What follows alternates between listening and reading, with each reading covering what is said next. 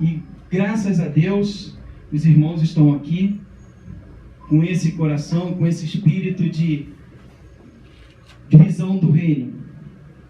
Porque nós precisamos uns dos outros. E vamos precisar muito. Então, louvo a Deus. Quero pedir ao pastor Felipe, que vem aqui à frente, orar, agradecer a Deus por essa união e pedir que o Senhor continue fortalecendo as igrejas, para a honra e a glória do Senhor. Meus paz, irmãos. Papai, nós queremos engrandecer o Teu nome, Senhor, por estarmos aqui, por participarmos, Senhor, deste momento, que o Teu nome está sendo glorificado, o Teu nome está sendo louvado.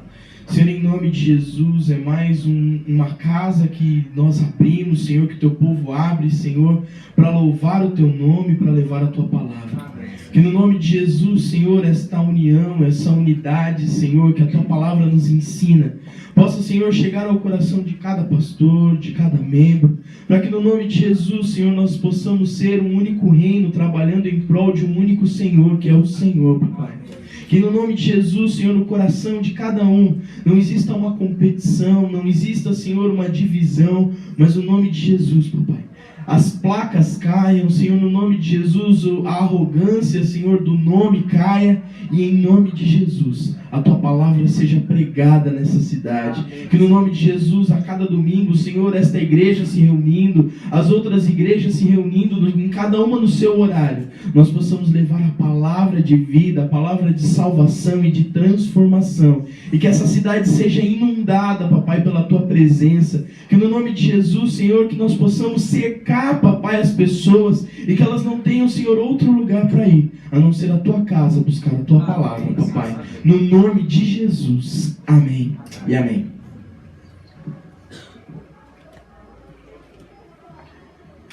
O Salmo 126, bem conhecido, diz assim: a nossa boca se encheu de riso e a nossa língua de cânticos de alegria.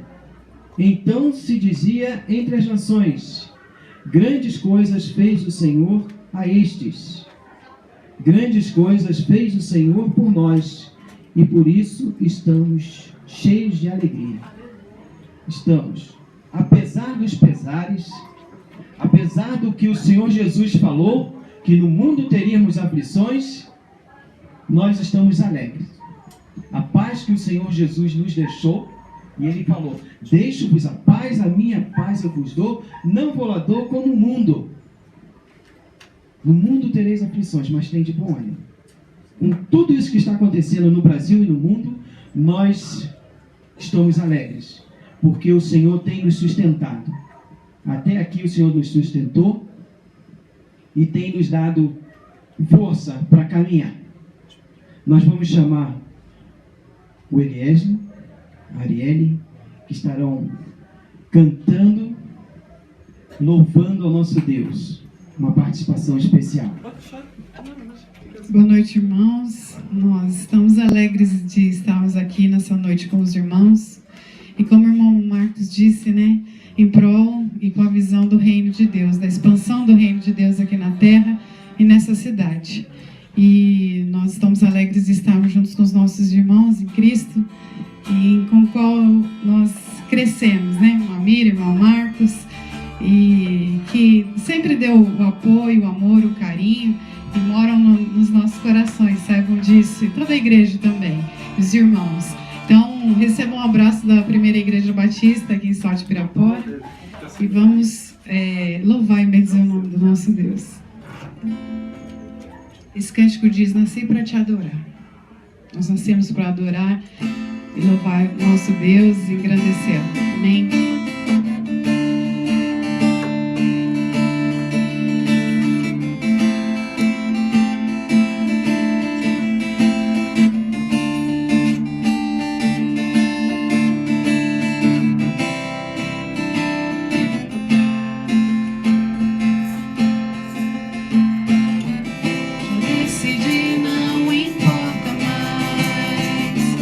O que ficou pra trás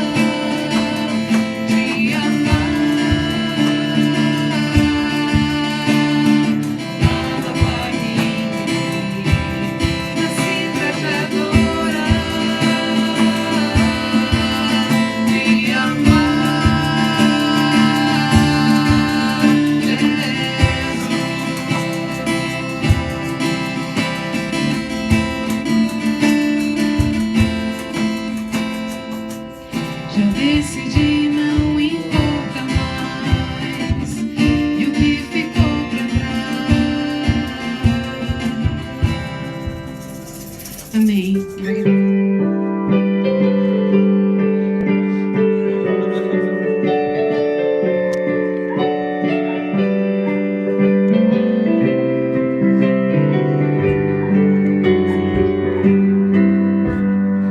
O estandarte desta igreja levantemos em temor.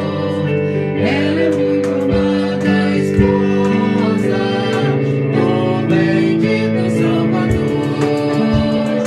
É Jesus o comandante, verdadeiro que é conduz.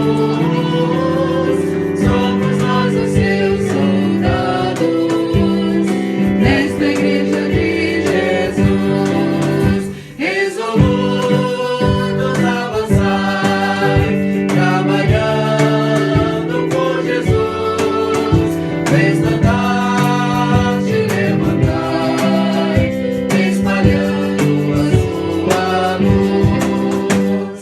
Com igreja dediquemos nossos corpos ao Senhor. Não devemos ser escravos dos caracteres enganadores. As riquezas são nos dadas pela eterna mão real, e o Senhor do céu observa se fazemos bem ou mal.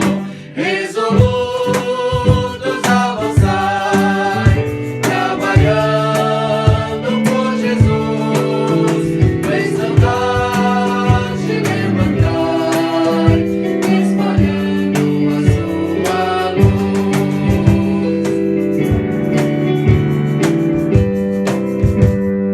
Graça e glória te pertencem, ó esposa do Senhor. Sei então um instrumento de salvar o pecador, pois até os fins do mundo Cristo mesmo reinará.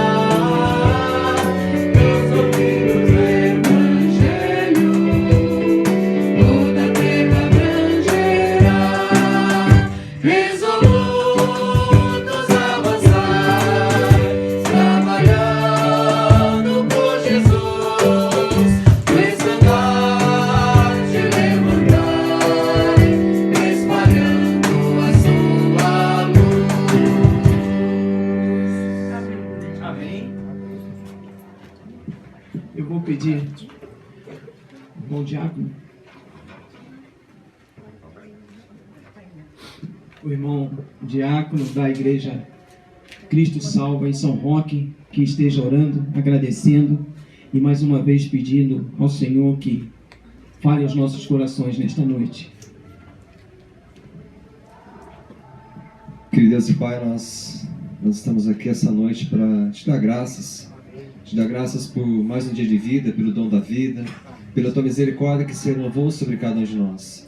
Nós estamos aqui para te agradecer, porque se nós estamos aqui essa noite, é porque até aqui o Senhor nos trouxe, até aqui o Senhor tem nos sustentado. E te agradecemos também porque um dia de uma forma maravilhosa o Senhor tocou o nosso coração e abriu os nossos olhos para que pudéssemos contemplar a maior obra já feita para cada um de nós, que foi o teu Filho Jesus naquela cruz. O que te pedimos essa noite, papai, abra o nosso coração, abra os nossos olhos, abra o nosso entendimento, para que possamos compreender a tua palavra e tudo aquilo que viemos a ouvir, Senhor. Não fique apenas no nosso pensamento, assim que possa vir para o nosso coração e que possamos praticá-la a cada dia. Abençoe o filho do pastor que estará trazendo a mensagem, instrumentalize os seus lábios, revista-o com todo o poder, com toda a graça e principalmente, Pai, que haja salvação aqui essa noite, que a tua palavra venha de encontro com aquilo que realmente nós necessitamos. E o que nós necessitamos, papai, é uma coisa só, é a tua graça. Que a tua graça ela venha alcançar vidas aqui essa noite, de uma forma especial, conforme o teu querer e conforme a tua vontade. É dessa forma que nós agradecemos, como igreja e como família em Cristo, no nome santo, bendito e amado do teu Filho Jesus. Amém. Amém. Poder sentar, irmãos? Convidar o pastor Glauco.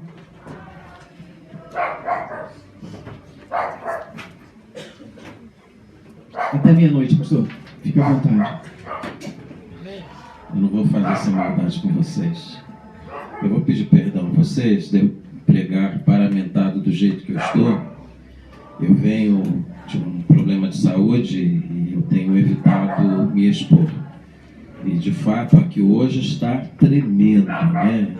Eu não sabia que Salto de Pirapora era tão frio. Mas eu não vou castigar vocês, não. Eu quero apenas agradecer às igrejas que vieram nos ajudar nesse início de trabalho. Vocês sabem que todo início de trabalho é difícil. Nós estamos lá em São Roque empenhados e sentimos o desejo de olhar para esse pedaço aqui de Salto. E a gente não veio aqui para concorrer com a igreja, né? E isso fique bem claro. Não veio para prejudicar o trabalho de nenhuma igreja, roubar membros dos outros. O nosso objetivo é ganhar almas. E eu acredito que tem almas aqui suficientes para enchermos muitas igrejas. E o objetivo aqui é fazer o nome de Jesus conhecido. Nossa igreja já votou a venda de uma propriedade lá em São Roque. E um dos objetivos dessa venda é a compra de uma propriedade aqui nessa cidade.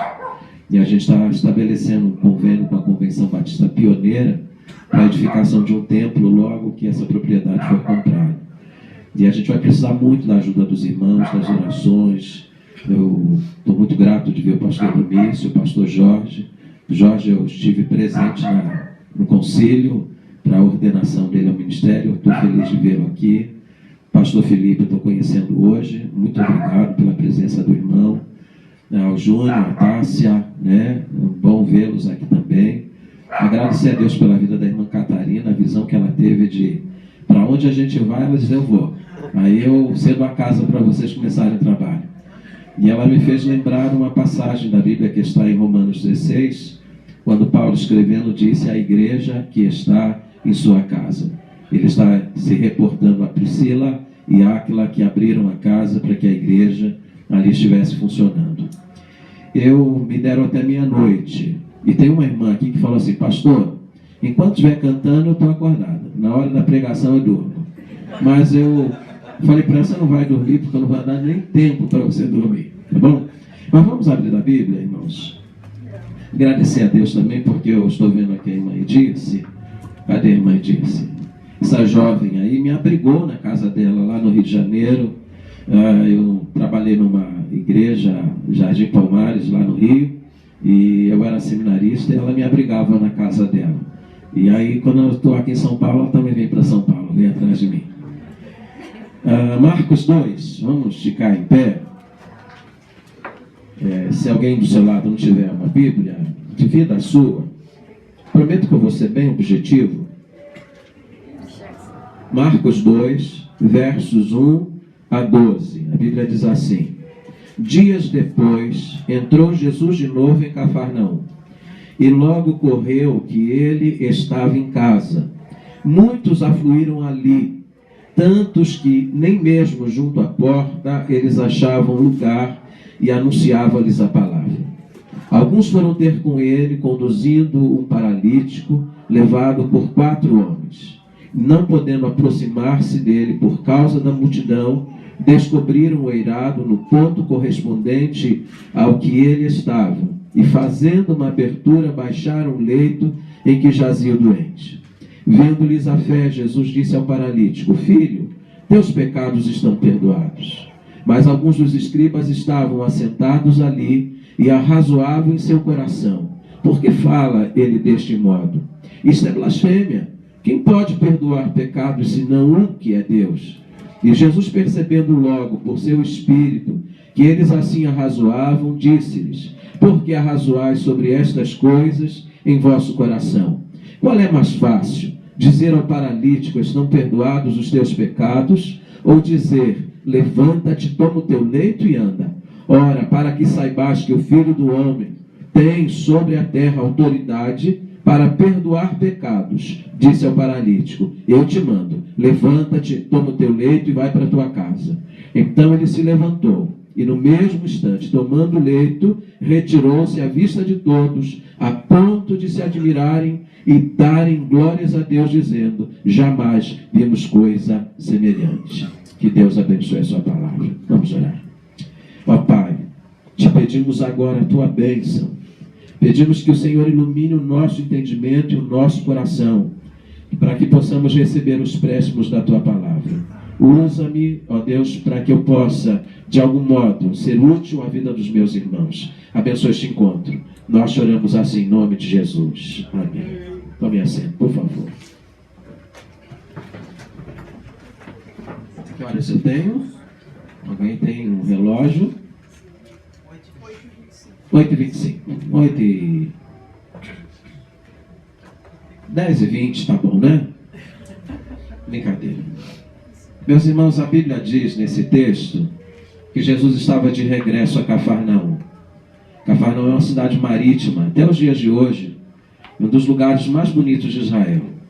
Eu fui a Cafarnaum e de lá eu liguei para minha esposa e disse: olha, vou ver se eu consigo um apartamento aqui para a gente mudar para Cafarnaum. É um lugar muito bonito. A Bíblia diz que Jesus está de volta e ele logo entra numa casa. A Bíblia não informa de quem essa casa, embora se presuma que fosse a casa de Pedro. Mas algumas coisas aconteceram ali muito interessantes. Primeiro, a Bíblia diz que logo se soube que Jesus estava naquela casa. E esse é um fato, irmãos, peculiar. Quando Jesus está numa casa, a presença dele é percebida. Logo se sabe que ele está ali. Uma pergunta que a gente deve sempre fazer é essa: será que as pessoas sabem que Jesus está na nossa casa? Que está na minha casa? Porque a Bíblia diz que ele entrou naquela casa e logo se soube que ele estava ali. É impossível Jesus estar numa casa sem que as pessoas percebam a presença dele. Um pastor recém-possado lá nos Estados Unidos, ele olhou o fichário da igreja, procurou endereços e ele escolheu um aleatoriamente para visitar essa família. Dirigiu-se ao lugar e parou em frente a uma casa bonita, jardim bem comprido, e correu aquele jardim todo e tocou a campainha. E uma senhora veio à porta recebê-lo. E quando ela abriu a porta, ele fez uma pergunta: Jesus mora aqui? Ela olhou mais assustada ainda para ele, correu para dentro de casa e disse para o marido: tem um homem na nossa porta. Ele está perguntando se Jesus mora aqui. Ele disse para ela: mas por que você não disse para ele que nós somos batistas? Ela disse: não foi isso que ele perguntou? E por que você não disse que nós somos alunos da escola bíblica dominical? Não foi isso também. E por que não disse que nós somos dizimistas? Ela disse: também não foi isso que ele perguntou. O que ele perguntou é se Jesus mora aqui. O que você diria a essa pergunta? Será que a presença de Jesus é sabida? As pessoas sabem que Jesus está lá porque logo se soube que Jesus estava ali. A segunda coisa importante do texto é que diz a Bíblia que logo afluiu uma grande multidão. Meus irmãos, uma das grandes tentações nossas como pastores e líderes é às vezes mudar a atração. Outro dia eu convidei alguém lá em São Roque para visitar a nossa igreja. E a pessoa me fez a seguinte pergunta: quem é que vai estar lá? Porque na visão dele, para ir à nossa igreja, deveria estar lá um pregador famoso, ou um cantor famoso, ou um grupo bem especial. Ele precisava de uma atração especial para estar lá. Então, com a mesma disfarçatez, eu disse para ele: Jesus vai estar. Será que basta Jesus? Não é? Às vezes a gente quer mudar a atração. A gente quer colocar isto, quer colocar aquilo outro, para atrair as pessoas. Mas esse texto da Bíblia ele é contundente. Bastou a presença de Jesus ali para que a multidão afluísse. Meus irmãos, nunca percamos de vista isto. Jesus basta para a igreja. Ele tem que ser sempre a atração principal. Nós nunca podemos substituir a atração principal. Se Jesus estiver na nossa igreja, efetivamente as pessoas irão lá. Creiam nisso. Creiam nisso de todo o coração. Mas olhem para o texto. A Bíblia diz que na cidade de Cafarnaum tinha um homem paralítico. E este homem, irmãos, diferente de outros enfermos, não podia ir a Jesus a menos que ele fosse ajudado. Você sabe, tem pessoas que você convida, E elas podem vir. Mas você sabe também que determinadas pessoas que você convida, a menos que você vá buscar, a menos que você ofereça ajuda, elas nunca chegarão a Jesus. Era o caso deste homem. Ele estava lá na cidade, enfermo, paralítico. Mas diz a Bíblia que este homem tinha 4 amigos, e que por sinal eram crentes. E esses 4 amigos, imbuídos no mesmo desejo, um olhou para o outro e disse assim: vamos levar esse homem a Jesus? Vamos nos juntar num projeto? E é esse o objetivo aqui essa noite. Nós temos irmãos, nós temos crentes, nós temos amigos. Há muitos paralíticos nessa cidade. Gente que precisa ser carregada. Gente que precisa ser colocada na presença de Jesus. Gente que precisa conhecer o poder dele. Esses 4 amigos, em vez de se dividirem, se juntaram num projeto. Vamos nos juntar. Vamos levar o homem a Cristo. Meus irmãos, eles não eram paralíticos. E, portanto, eles não tinham maca. E eles talvez tivessem a possibilidade que tiveram de construir uma maca, ou quem sabe pedir uma emprestada. Mas eles se juntaram, foram lá, pegaram uma maca, colocaram o homem.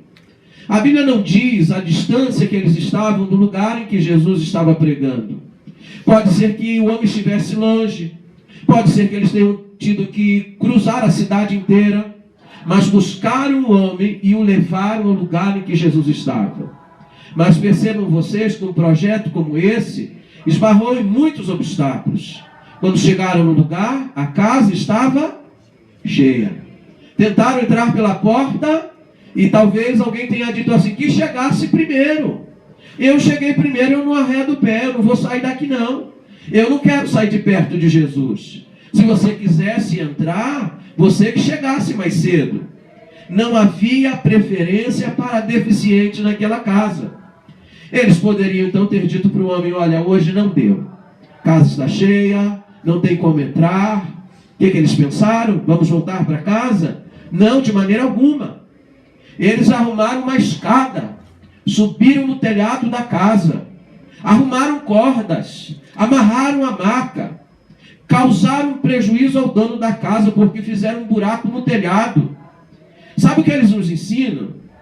Que mais importantes são as pessoas do que as coisas. Muitas vezes nós valorizamos as coisas mais do que as pessoas. Talvez eles nem tenham pensado no prejuízo que estavam causando ao dono da casa. A única preocupação deles era fazer o homem chegar a Cristo. E aí diz a Bíblia: fizeram um buraco no telhado, baixaram o leito à presença de Jesus. E sabe o que diz a Bíblia? Jesus vendo-lhes a fé. Meus irmãos, não foi a fé do paralítico que Jesus viu.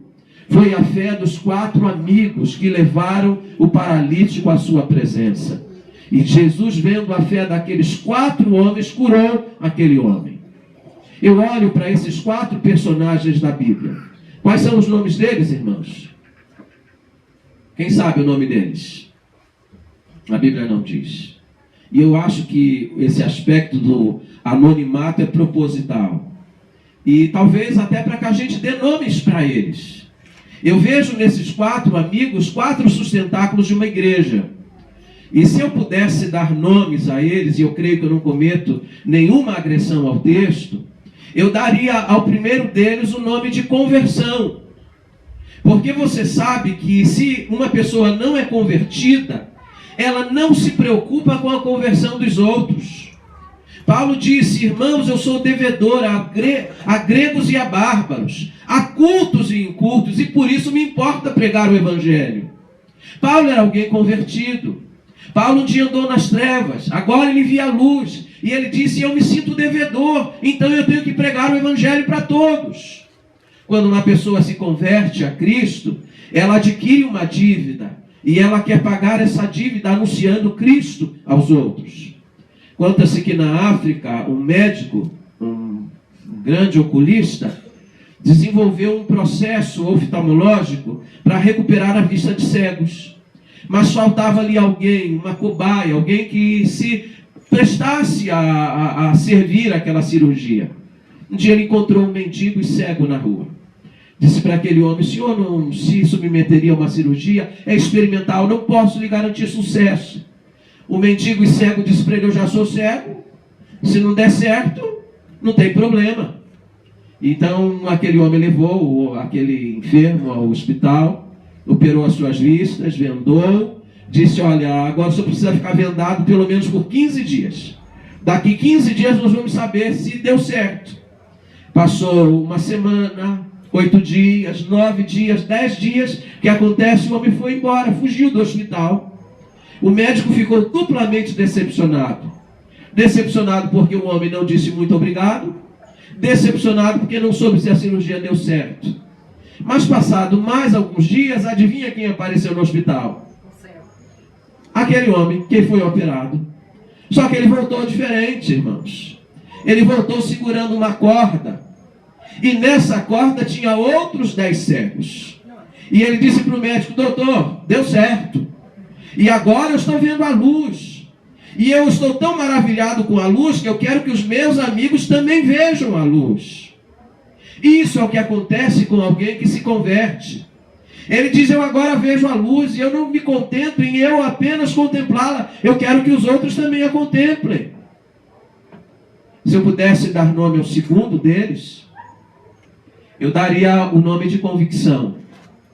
Porque percebam que esses 4 amigos chegaram para aquele paralítico e não disseram assim mais ou menos, olha, tem uma pessoa que quem sabe não vai lhe curar. Não. Eles quando chamaram o paralítico para ir à presença de Jesus, eles certamente disseram, há alguém que pode mudar a sua vida. Se você for colocado na presença de Jesus, Ele vai mudar a sua vida, Ele vai colocar você de pé. O paralítico, irmão, só atendeu o chamado deles, porque quem convidou estava convicto de que o poder de Jesus seria acionado. Eu fico impressionado, irmãos, com a falta de convicção que há em muitos crentes em nossas igrejas. Nós temos uma cidade perdida, nós temos muita gente indo para o inferno. Chamamos o povo para ganhar essas almas e muita gente diz assim, mas será? A Bíblia diz que o mundo vai de mal a pior, as pessoas não vão querer saber de Deus. Meus irmãos, ou temos convicção do poder de Jesus, ou nós deixamos de anunciar. Esses homens estão convictos e levam o homem. E vocês sabem o resultado. Terceiro personagem, se eu pudesse dar nome a ele, eu daria a ele o nome de cooperação. E é exatamente o que nós temos aqui. Eram quantos amigos? 4. E se imaginamos uma maca, 2 seguraram na frente e 2 seguraram atrás. Agora imaginem vocês se 2 fossem para lá numa direção e os outros 2 na direção contrária. O que aconteceria com aquela maca? Ou o paralítico cairia no chão, ou pela neutralização das forças o paralítico não sairia do lugar. Sabe o que os 4 decidiram? Se irmanaram, se ajuntaram e falaram, vamos caminhar na mesma direção. Porque o objetivo era colocar alguém na presença de Jesus. A igreja de Jesus é uma igreja que tem que andar assim. Todos abraçando, todos segurando a maca e todos caminhando na mesma direção. E o objetivo é esse, que pessoas conheçam o poder de Jesus Cristo. Mas quantas vezes nós andamos separados, não é? Um homem comprou uma calça comprida, chamou a esposa e disse, olha, quero que você diminua 10 centímetros. Sabe o que ela disse? Ok, mas ela esqueceu. Aí então ele chamou a sogra. Disse, olha, quero que a senhora diminua 10 centímetros. Ela disse, ok, mas também esqueceu. Passado algum tempo a esposa lembrou, foi lá e cortou 10 centímetros. Passou mais algum tempo, a sogra também lembrou, foi lá e cortou mais 10 centímetros. Quando aquele homem vestiu a calça, você já sabe o que aconteceu, estava curta demais. Qual é a lição moral dessa história? A lição é essa. As 2 trabalharam, mas elas trabalharam isoladamente. Na obra de Deus, quando a gente trabalha isoladamente, a gente causa mais prejuízo do que benefício. A gente precisa aprender a trabalhar juntos. Esses 4 se juntaram no mesmo objetivo, no mesmo afã. A igreja de Jesus tem que marchar desse modo. E em último lugar, irmãos, se eu pudesse dar nome ao 4º personagem, eu daria a ele o nome de consagração. Porque não se faz a obra de Deus sem consagrar-se. Josué 3,5, a Bíblia diz, santificai-vos E amanhã o Senhor fará maravilhas no meio de vós. Se há um projeto que implica em consagração, é esse, o projeto de Deus.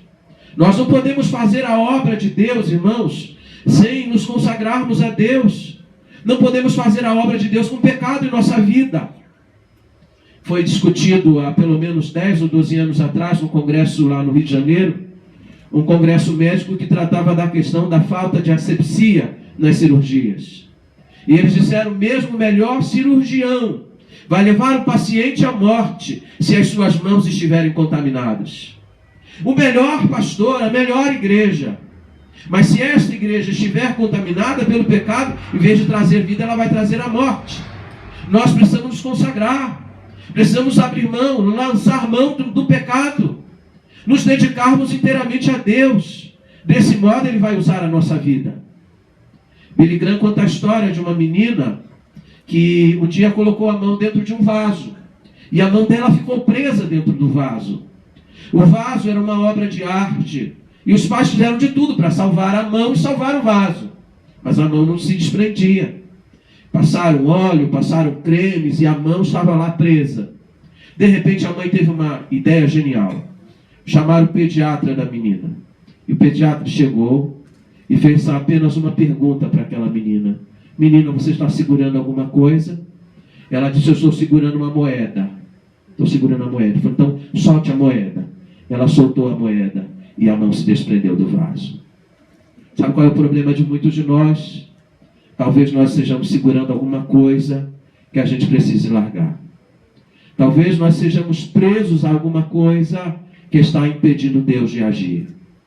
Eu fui em 91 a Salvador, Bahia, a Convenção Batista Brasileira, e eu ouvi o pastor Silaí Almeida, que é pastor da Igreja Batista da Flórida. Ele contou uma história que eu nunca mais eu me esqueci.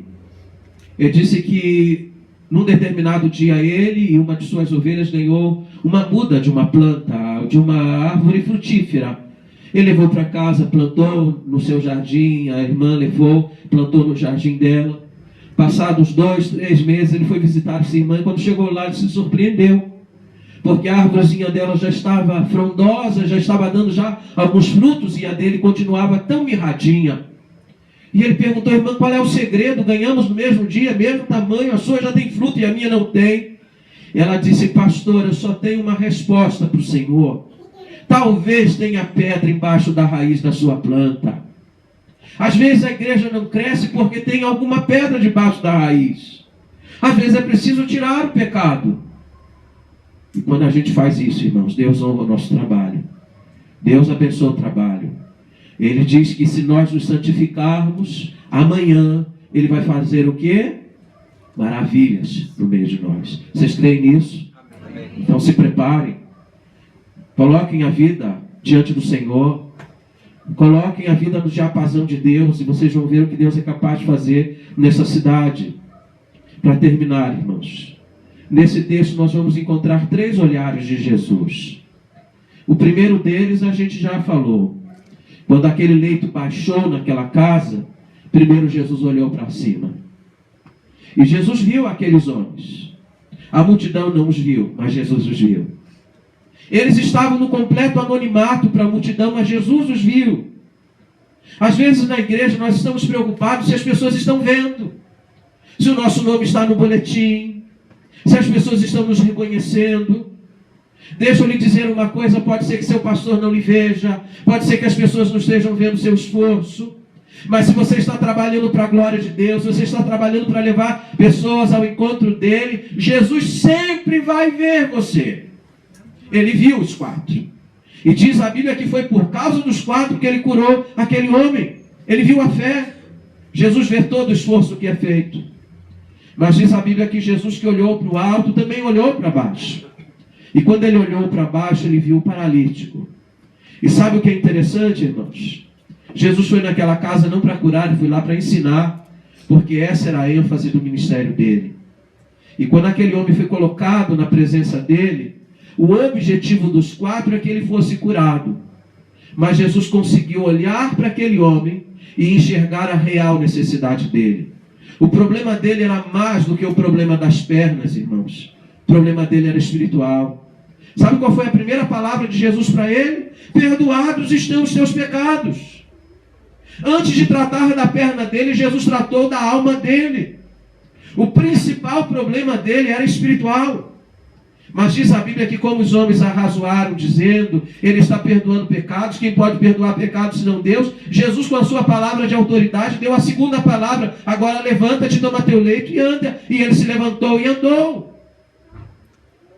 Às vezes a gente acha que a necessidade das pessoas é uma, mas Jesus sabe qual é a necessidade real de cada uma delas. E a principal necessidade das pessoas aqui nessa cidade, eu não tenho dúvida, é a necessidade espiritual. Pode ser que elas tenham muitas carências, mas a principal é da alma. É verdade? Jesus que olhou para cima, que olhou para baixo, também olhou em redor. E eu termino. Quando Jesus olhou em redor, viu aqueles escribas e fariseus que estavam no lugar. E a Bíblia diz que eles foram lá para questionar Jesus, para criticar a obra de Jesus. Eles foram lá para criar embaraços. E Jesus olhou para eles e diz a Bíblia que Jesus logo soube o que estava no coração deles. A minha pergunta, irmãos, e eu já vou terminar, é essa. Jesus olhando o nosso coração aqui, o que ele vê? Jesus olhou para o coração deles e viu que o que se passava lá não era bom. Eles não foram lá para adorar, eles foram lá para questionar. Eles não foram lá para servir, eles foram lá para criticar.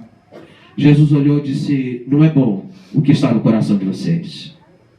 Agora, eu termino. Eu acho que há duas coisas que nós, como crentes, devemos olhar no texto. A primeira é que quando o paralítico chegou, a porta estava fechada, porque tinha muita gente lá.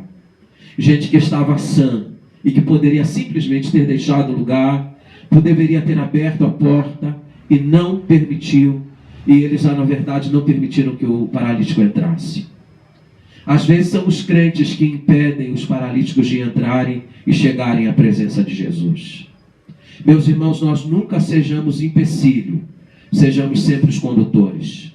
4 se juntaram para levar o homem a Cristo e colocá-lo na presença. Mas muitos dos seguidores de Jesus que estavam na casa tentaram impedir ou agiram como impedimento para que o paralítico chegasse a Jesus. Que papel nós exercemos na obra de Deus? Somos condutores ou nós somos empecilhos?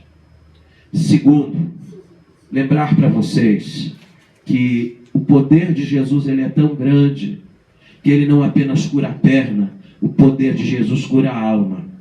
Então trabalhemos, irmãos, incansavelmente, porque há muitas pessoas que, se elas não conhecerem a Cristo, elas não apenas vão padecer no corpo, mas vão padecer na eternidade, porque o problema principal da alma não foi resolvido. E a missão da igreja é esta: fazer com que pessoas conheçam a Cristo e creiam nele.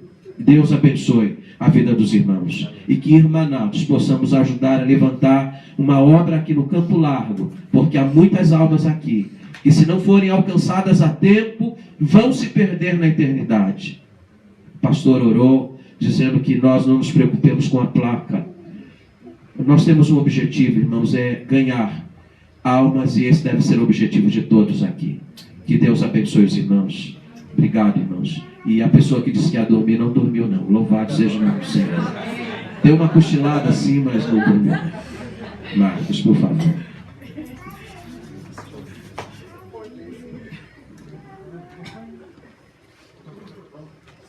É isso aí, nós cremos no poder da oração. Nós pedimos aos pastores que orassem para que Deus falasse a cada coração. E eu posso falar com toda certeza que Deus usou o pastor Glauco e falou a cada um aqui. E nós, ao sairmos daqui, nós temos que colocar em prática tudo isso.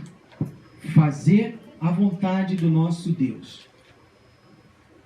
Eu quero pedir 2 voluntários, por gentileza. Muito obrigado. Levantar as mãos aqui. As 2 moças. Que entreguem. E eu vou explicar por quê. Essas cadeiras que estão confortando aí os irmãos, elas foram alugadas. Elas foram alugadas.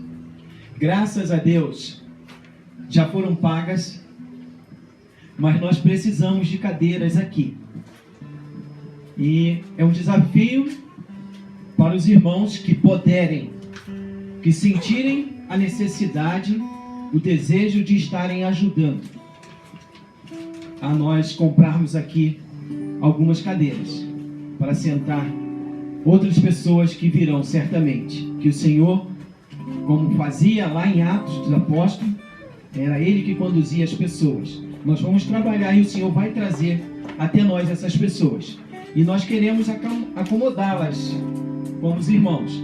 Já deram a ideia, olha, coloca uma lona aqui, por causa do frio.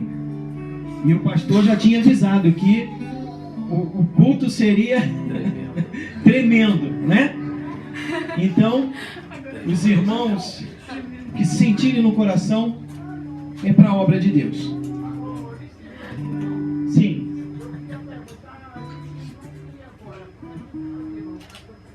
Entrega ao pastor da senhora e o pastor depois vai estar direcionando. Sem problema.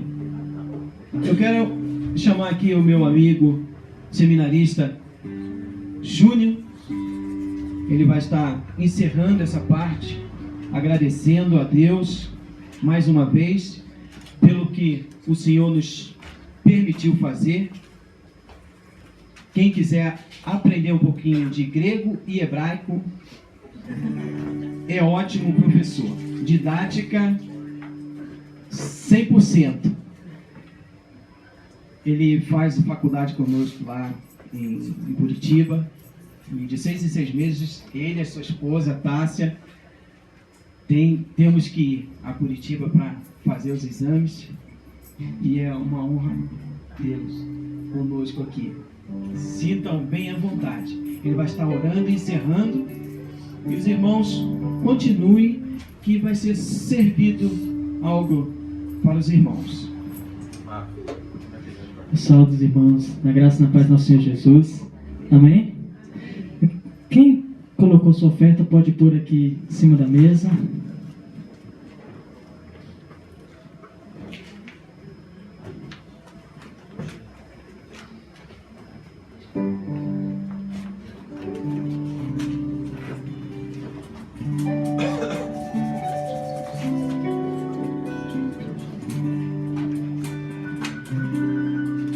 Vamos estar orando. Gostaria de convidar os irmãos a ficarem de pé para orarmos encerrando. Santo Deus e Pai, nós rendemos graças a Ti, ó Deus, porque Tu és um Deus misericordioso, amoroso, ó Pai. E o Senhor tem nos concedido a graça, Senhor, de podermos estar aqui nesta noite para a abertura desse trabalho, Senhor Deus. O Senhor falou aos nossos corações por intermédio dos louvores, por intermédio da vida do Teu servo, o pastor Glauco, ó Deus. E nós queremos, ó Pai, também pedir ao Senhor uma bênção especial sobre a vida do Marcos, da Miriam, sua família, Senhor Deus, sua mãe que está abrindo esta casa, esse lar, ó Pai, para que o Teu nome seja propagado, para que vidas sejam restauradas nesse lugar, ó Deus. Senhor Deus, que nós, como igreja do Senhor, como corpo, ó Pai, possamos estar somando, Senhor Deus, com Ele nesse trabalho, quer seja em oração, quer seja na manutenção financeira, quer seja, Senhor Deus, com o trabalho de evangelização ou qualquer outra atividade, mas nós venhamos somar, ó Deus, porque nós sabemos, ó Pai, que maior é o Teu reino, Senhor Deus, e que nós queremos ser instrumentos em Tuas mãos para resgatar vidas e mais vidas, assim como nós fomos resgatados um dia, ó Pai, e como o pastor bem colocou, nós podemos ver a luz que é o Senhor, ó Pai, e que nós também possamos falar dessa luz para as pessoas, ó Pai. Então usa esse lar, usa essa casa, usa a vida de cada uma das pessoas que estarão trabalhando aqui, Senhor Deus, para levar a Tua palavra, Senhor Deus. Nós somos gratos a Ti, porque o Senhor é o Deus que faz todas as coisas, ó Pai. Nós somos gratos a Ti, ó Deus. Se não fosse pelo Senhor, ó Pai, nós não estaríamos aqui. Mas nós pedimos ao Senhor que nos fortaleça cada dia nesta tão grande, Senhor Deus, missão que o Senhor confiou a cada um de nós de fazer discípulos. É o que nós te oramos também, Senhor Deus, agradecendo por cada vida, ó Pai, que ofertou aqui para esse trabalho, Senhor Deus, para a compra das cadeiras, ó Pai. Nós somos gratos que o Senhor continue derramando bênçãos em cada uma dessas famílias, ó Pai, porque o Senhor não tem deixado nos faltar nada, e por isso também rendemos graças a Ti. É o que nós te oramos, no nome de Jesus. Amém.